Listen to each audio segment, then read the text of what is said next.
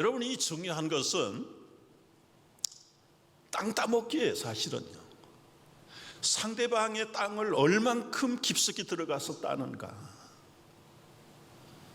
제가 왜 여호수아 본문을 택해놓고 이 말씀을 하는가 하면, 사실은 성경 전체가 땅 따먹기 싸움입니다.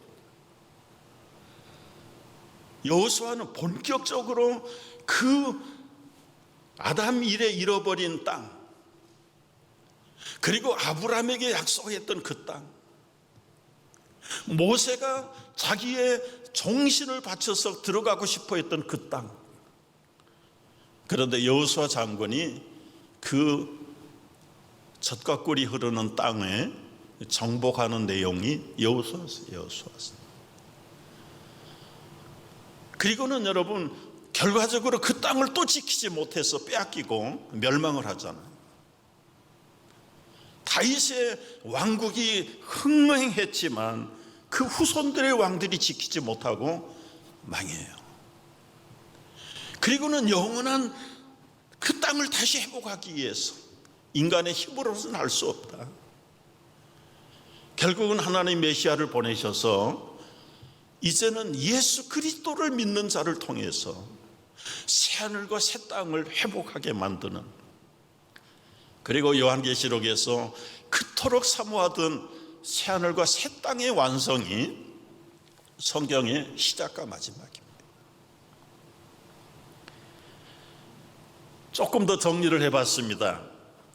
여러분, 6,000년 전에 하나님이 첫사람 아담에게 땅을 주셨어요. 그 땅이 에덴이라고 해도 좋고 하나님 나라라고 불러도 괜찮은 땅이에요. 그러나 아담이 그 땅을 지키지 못했습니다. 신라곤을 땅 밖으로 쫓겨나서 또 다른 땅에서 살아갑니다. 하나님이 없는 땅에서 살아갑니다. 5,000년 전에 하나님이 그 더러워진 땅을 한번 물로 정가 작업을 그게 소위 말하는 노아의 홍수의 심판이었어요. 그러나 1000년이 지나는 동안에 결국은 그 땅은 또 망했어요. 하나님이 아브라함을 불러서, 여러분 지금 이 4,000년, 5,000년, 6,000년 지금부터 계산해서 그렇다는 거예요.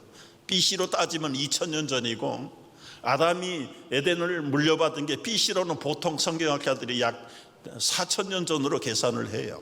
그리고 예수님이 오신 이후에 지금 2,000년 해가지고 인류의 역사는 6,000년이다 그렇게 보는데, 정확한 건 몰라요. 그러나 대충 성경학자들의 추측이 그래요. 이 4,000년 전에 아브라함을 불러냈어. 내가 내게 지시할 땅으로 가라. 그 하란의 최고의 문명을 내버리고 아브라함이 하나님 말씀을 따라서 가나안 땅으로 들어가요.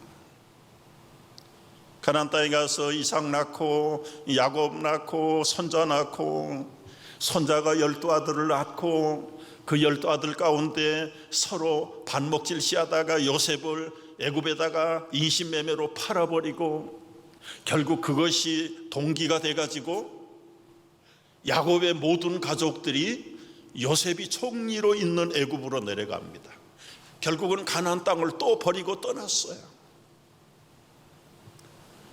요셉이 죽고 새로운 왕조가 바뀌고 400년이 이상이 지나는 동안에 그 요셉의 후세들, 야곱의 후손들이 아마 요즘으로 이야기하면 250만 명쯤 늘어났어요. 그때에 하나님이 모세를 불러냅니다. 모세를 3,500년 전에 지금부터예요.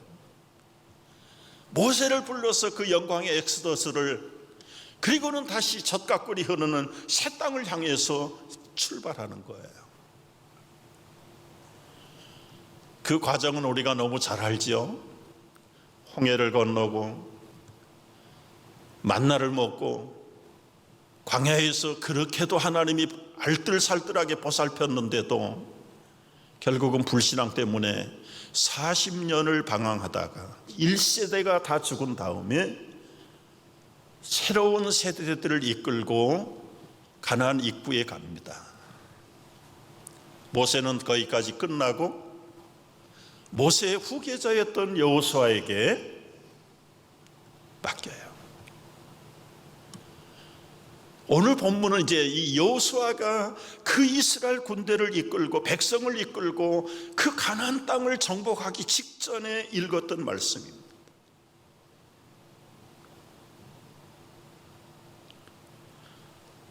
여러분, 여기까지 오면서 여호수아가 이 여리고성 앞에까지 건너오면서 이스라엘의 역사를 통해서 두 번의 놀라운 사건이 있는데, 강을 건너는 사건이에요. 모세를 통해서 홍해를 통과하는 사건과 여호수아를 통해서 요단강을 건너는 사건입니다. 근데 이게 영적인 사건의 의미가 무엇입니까? 홍해 사건은 생명과 죽음을 갈라내는 이 구원의 사건입니다. 선은 이기고 바로에 속한 악의 군대는 그 물을 통과하는데 멸망을 당해요. 이스라엘 백성들은 홍해를 통과하는데, 물을 통과하는데 거기에서 생명의 사건, 구원의 사건을 경험해요.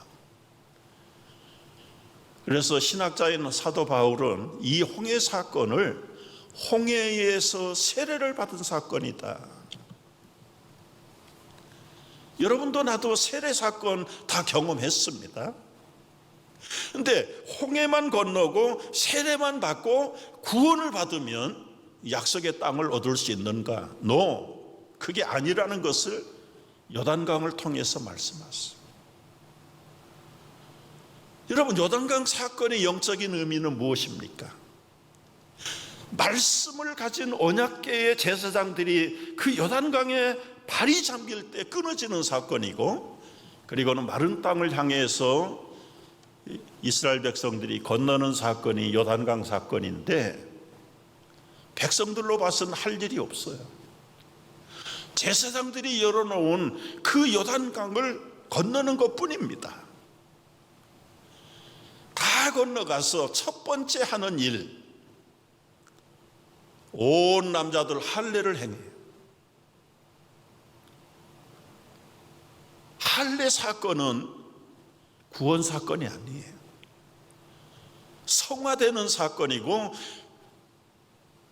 거룩한 행위를 하겠다는 서약의 사건입니다. 그리고 나서 첫 번째 유월절 잔치를 치루어요. 유월절은 홍해 사건과 요단강 사건을 통해서 장자를 죽이지 않은 새 생명을 주신 하나님의 생명의 사건에 대한 잔치가 유월절의 영적인 의미예요. 더 신기한 것은 유월절 잔치를 지난 다음 날부터 만나가 딱 끊겨요. 그 땅에서 나는 모든 곡식과 소산물을 통해서 먹습니다. 여러분, 지금 이 구약의 역사, 신약의 역사, 풋볼 경기하고의 공통점이 뭔가? 단계 땅을 정복하러 나가는 것이. 지금 이제 요단강을 통해서 할례를 받고 유월절 잔치를 치르고 하나님 중심으로 완전히 무장을 한 이스라엘 백성들, 이제 난공불락인 가나안을 정복하는 출발 단계에 있습니다. 그때 여호수아가 앞장선 장군이에요. 이 여호수아의 심정이 어떠했을까? 한번 생각을 해보십시오. 여러분, 여호수아가 이끄는 이스라엘 백성들은 지금까지 40년 동안 불신앙과 원망과 시비 때문에 1세대들은 다 전멸을 당하고, 세상을 모르는 광야 세대들, 40년 동안 태어난 신세대들을 데리고 지금 거대한 난공불락에 가나안을 정복해야 되는 것입니다. 여러분, 그 그때의 양쪽 팀의 전력이라고 하면 사실은 이스라엘 백성들은 전력이라고 할 것도 없어요. 제대로 무슨 군복이 하나 있습니까? 갑옷이 있습니까? 무기가 있습니까? 고작해야 막대기 지팡이. 그런데 가나안 땅에 사는 원주민들은 벌써 철기를 가지고 무기를 만들어 쓰던 때예요. 군대라는 훈련 조직도 없고 싸워본 적도 없는 이 오합지졸의 순진무구한 백성들을 끌고 최신의 무기를 갖추고 있는, 그리고는 방어의 세력을 갖추고 있는 가나안 민족들과의 정복 전쟁을 앞둔 여호수아 장군의 심정이 어떠했겠느냐고요. 세상적으로 말하면 계란으로 바위치기입니다. 아무것도 없는데 조직적인 군대를 대항해서 정복을 한다? 여러분, 전쟁은 극과 극이잖아요. 정복을 하든지 패배를 하면 완전히 노예가 되는 거예요. 떼죽음을 당하고 노예가 되는 것밖에 없습니다. 그런 긴장된 마음을 가지고 모세가 여리고 성에 가까이 이르렀다. 사실은 여호수아가 지금 몸은 움직이지만 그런 마음의 긴장감, 과연 정복할 것인가, 맥혀서 떼죽음을 당할 것인가, 이런 생사의 기로에 서 있는 책임자인 여호수아의 심정은 움직이기는 하지만 제정신이 아닐 겁니다. 온통 그는 홍해를 건너게 하시고 요단강을 건너게 하시고 만나를 40년 동안 먹여주셨던 그 하나님에게만 초점이 가 있다. 어디를 봐도 가능성이 없고 소망이 없고 승산이 없는 게임인데, 전쟁인데, 지금 무모하게 이 오합지졸의 백성들을 데리고 최신 강팀을 어떻게 당할 수 있겠습니까? 그런 여호수아가 가지고 있는 마음은 오로지 하나님만 바라보는데, 그때 이상한 징표를 만나게 됩니다. 여리고 앞에 가까이 초조한 마음으로 다가가는데 눈을 들어보니까 앞에 딱 버티고 서 있는 엄청난 장군 한 사람이 서 있습니다. 칼을 빼어들고 여호수아의 앞길을 막고 있습니다. 그리고는 물어요. 놀랐던 여호수아가 당신은 우편이냐 적군 편이냐? 14절에서 대답하기를 나는 우군도 아니고 적군도 아니다. 나는 여호와의 군대 장관으로 왔을 뿐이다. 여러분, 당신이 우리 편이냐 적군 편이냐 할 때 노, 예스를 분명하게 해주면 좋은데 흑백 논리로 대답을 안 했어요. 나는 우군도 적군도 아니다. 그러면 누구 편이라는 말입니까? 나는 여호와의 군대 장관으로 왔을 뿐이다.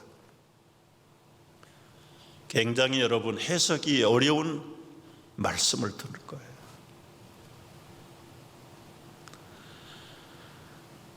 여러분, 여기서 우리가 성도들이 자가당착에 빠지는 경우들이 종종 있습니다.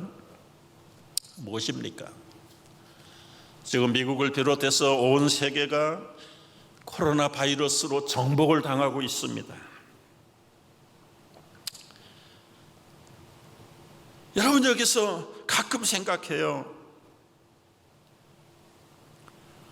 미국에서만 벌써 46만 2천 명이 죽었어요.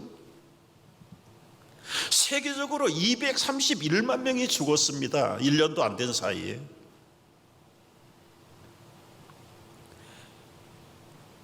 속으로 믿는 성도들까지도 하나님은 능력의 하나님이라면서 능치 못하심이 없는 하나님이 이 코로나 바이러스에 꼼짝을 못하셔? 그래서 굉장히 혼란을 갖는 사람들도 있어요. 도대체 하나님은 뭔가? 하나님이 과연 우리 편인가? 묻고 싶어지는 겁니다. 여러분, 인생이 나름대로 목적이 있고 성공의 좌표를 정해놓고 달려가는데 기대하는 성공하고는 거리가 멀고, 일어나는 상황과 모든 현실은 언제나 승리보다는 패배 쪽이 많을 때 도대체 하나님은 뭔가? 나는 누구 편인가? 하나님은 누구 편인가? 따져 묻지 않습니까? 미국의 남북전쟁이 한참 막바지에 거의 종반에까지는요, 북군이 늘 공격을 당하고 수세에 몰렸습니다. 계속해서 올라오는 전황의 보고는 북군의 패배입니다. 또 패배했습니다. 또 후퇴했습니다. 남군들이 밀고 올라오는데 그 유명한 게티스버그라고 하는 펜실베니아 그 지역 하나만 남은 겁니다. 그때가 사실은 펜실베니아가 수도권입니다. 날마다 때마다 대통령 링컨은 장관들을 불러놓고 기도회를 해요. 기도회를 해요. 계속해서 패전 보고가 올라오는데 기도회를 마치고 일어났어요. 어느 장관이 일어나서 나가면서 대통령에게 그런 얘기를 해요.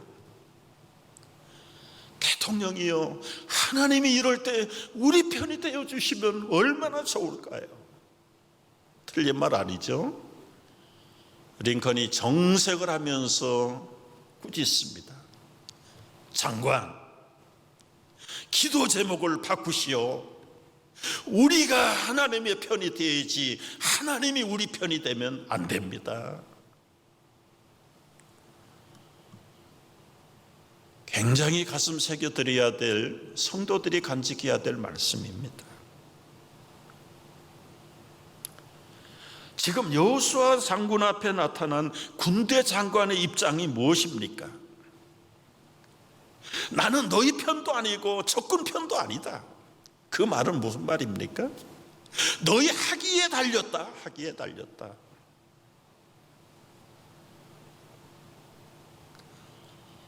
왜 이렇게 생각을 해야 됩니까?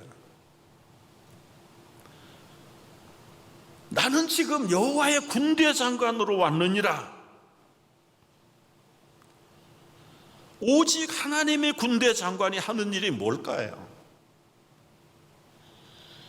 과연 혈통이, 그리고는 관계가 내 편이라고 해서 내 편을 들어줄 것인가? 그런 하나님으로 우리가 결정을 내려야 됩니까? 하나님은 이 편도 저 편도 아니다.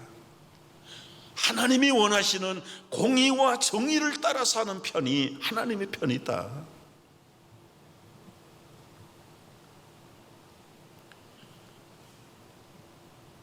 여호수아는 그 말을 들으면서 얼굴을 땅에 납작 엎드립니다.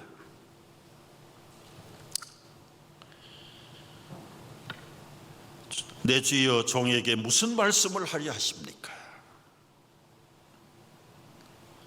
그때서야 그 군대 장관이 하는 말이에요. 내 발에 힐을 벗으라. 내가 선 곳은 거룩하니라. 거룩하니라. 여러분, 우리가 인생이라고 하는 전쟁터에서 승리를 원한다면 이 대목을 놓치지 말아야 합니다. 정말 우리가 승리의 인생을 살기를 원한다면 어떻게 해야 됩니까? 맨발의 영역을 갖춰야 돼요. 여호수아가 평소에 가지고 있는 마음 자세 무장은 맨발의 영역입니다. 다윗의 일생의 승리의 전법은 물맷돌의 영성이에요. 그 작은 물맷돌의 영성을 담은 거예요. 여호수아는 평생 무장한 것이 맨발의 영역이에요. 여러분, 맨발은 고대 사회에서는 종들의 복장 자세예요. 종들은 신발이 없어요. 하나님 앞에서 종이요, 상관으로 모셔왔던 모세 앞에서도 여호수아는 평생 종이었어. 종.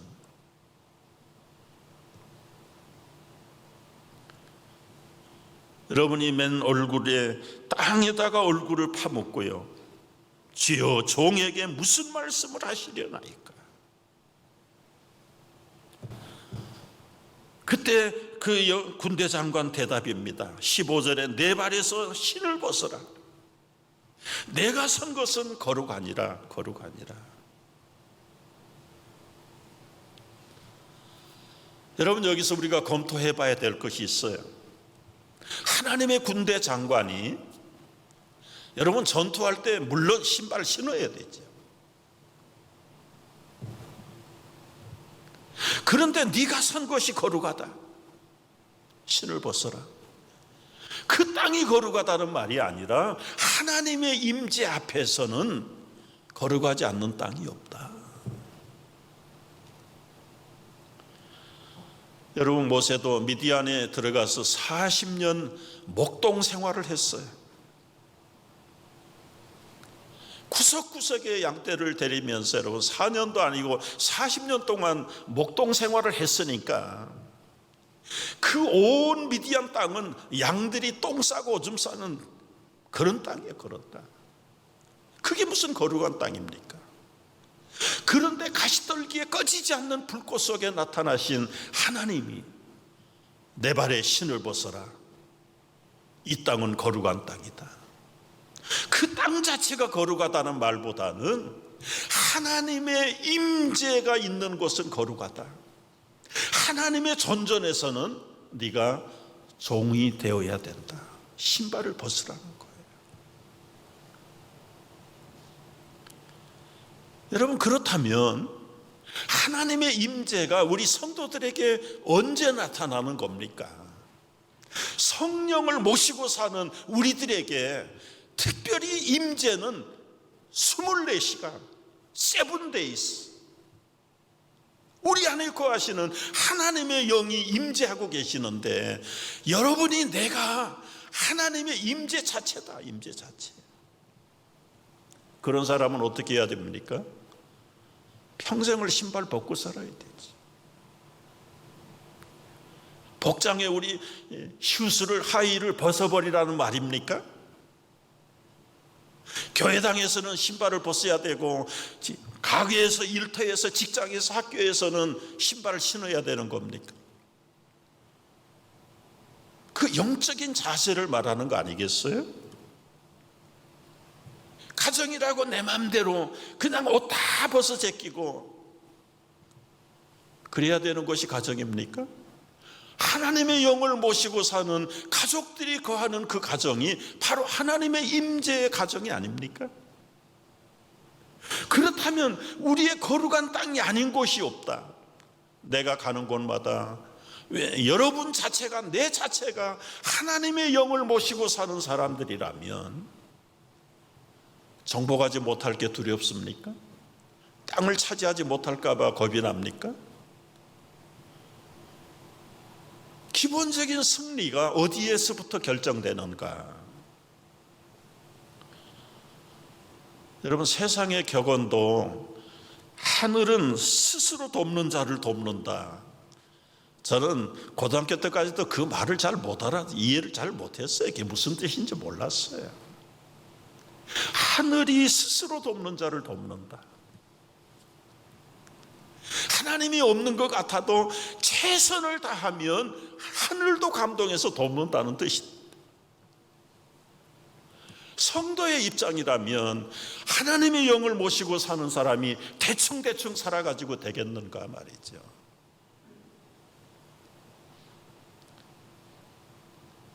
여호수아는 평생을 모세의 종으로 살았습니다. 요즘 현대어로 바꾸면 부관으로 살았다고 그러기도 하고, 개역 성경에는 수종자라는 단어로 바꿨더라고요. 옛날 개혁성경에는 시종이라죠. 시종. 뭐 수종자든 시종이든 부관이든 종은 종이죠. 종은 결정권도 없고 힘도 없어요. 주인이 시키는 대로 하는 거예요. 주인의 마음을 읽어서 주인이 기뻐하는 대로 하는 것이 종입니다. 그런데요, 모세 밑에 12대표들 종을 뽑았어요. 그리고는 가나안 땅을 정복하도록 보냈습니다. 그 결과를 여러분 아시죠? 10사람은 부정적으로 온 백성들을 선동해가지고 아주 낙심하게 만들고 절망하게 만들고 완전히 그 마음과 믿음이 모세에게서 하나님에게서 돌아서도록 하는 결정적인 사람들이 그 10명 스파이들이었어요. 그래서 결과적으로 40년 동안 시간만 내버린 거예요. 그들이 다 절멸해버린 겁니다. 끝까지 살아남은 사람 2사람, 여호수아와 갈렙이 살아남은 거예요. 갈렙. 여러분, 이 여호수아 갈렙을 2사람을 놓고 비교해 보면 갈렙은 아주 강철 같은 체력을 가진 사람, 85세에도 전쟁터에 나가겠다고 자원해서 나온 사람이잖아요. 그러니 40대의 갈렙은 얼마나 강건했겠어요. 근데 여호수아는 그런 얘기가 없어요.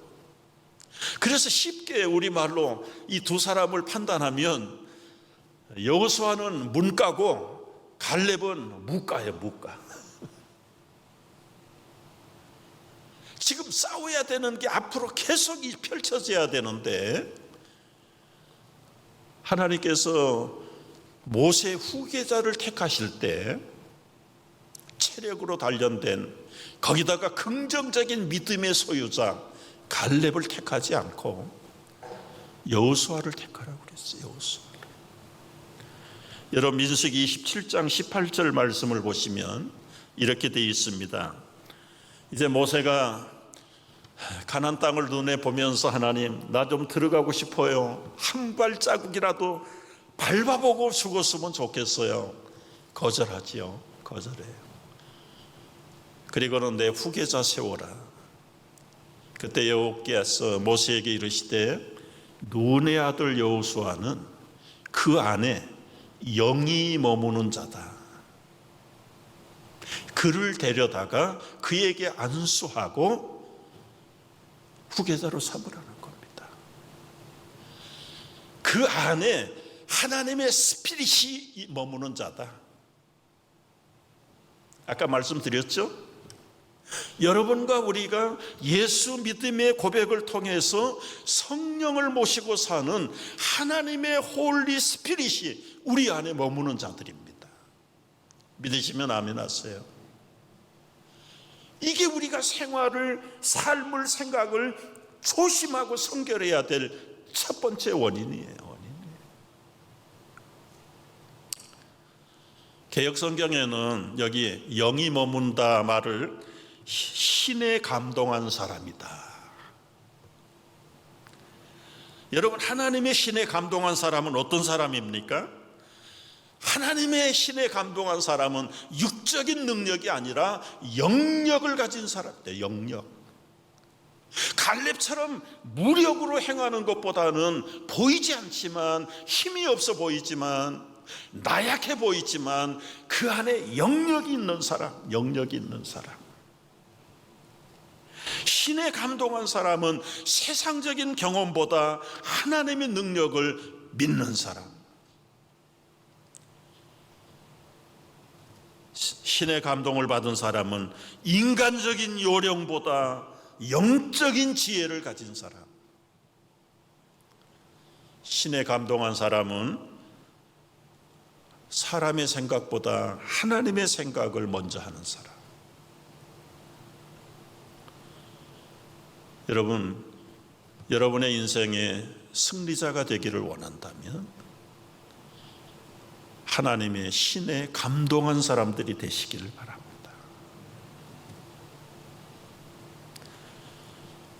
우리 교회가 필요한 사람들, 세력적인 사람이 아니에요. 영력이 강한 사람들, 언제나 하나님 앞에 맨발을 벗고 겸손하게 종으로 평생을 살겠다고 각오한 사람들.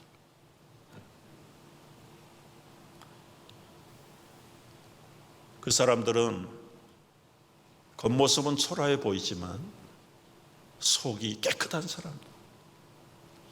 요즘 우리가 누가복음을 묵상하고 있지 않습니까? 그릇은 겉도 깨끗해야 되지만 음식을 담는 속이 더 깨끗해야 된다. 화와 저주를 선포받는 바리새인과 율법사들은 속은 탐욕과 악독으로 가득하고 겉은 깨끗하게 꾸미는 사람들이다. 사람들 앞에서는 성공하고 존경받는 승리자로 자처할런지 모르나 그 속에는 탐욕과 악독과 죽은 악취나는 시신이 가득한 사람이라고 예수님이 지적을 합니다.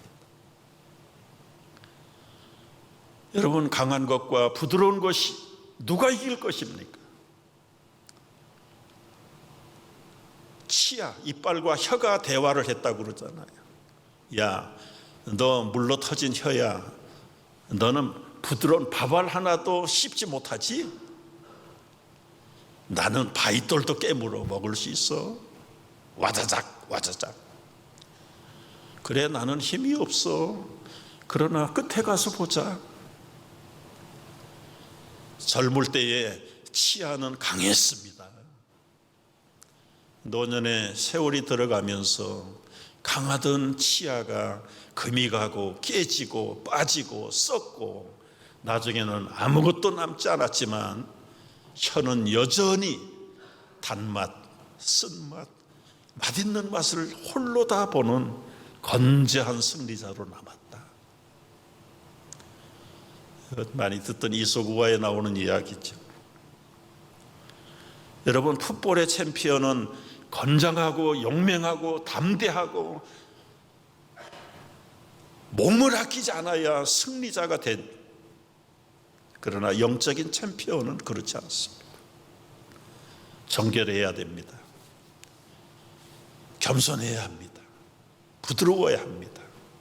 겉으로는 약해 보일, 그러나 속이 정결한 사람, 깨끗한 사람, 순결한 사람, 성결한 사람, 이 사람이 인생의 챔피언이 될 것입니다. 기도하겠습니다. 제 이름을 부르는 자마다 불의에서 떠날지어다. 큰 집에는 금그릇과 은그릇뿐 아니라 나무 그릇과 질그릇도 있어 귀하게 쓰는 것도 있고 천하게 쓰는 것도 있나니, 그러므로 누구든지 이런 것에서 자기를 깨끗하게 하면 귀히 쓰는 그릇이 되어 거룩하고 주인의 쓰심에 합당하며 모든 선한 일에 준비함이 되리라.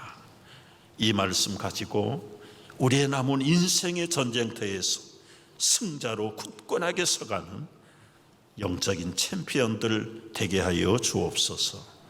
예수님의 이름으로 기도하옵나이다. 아멘.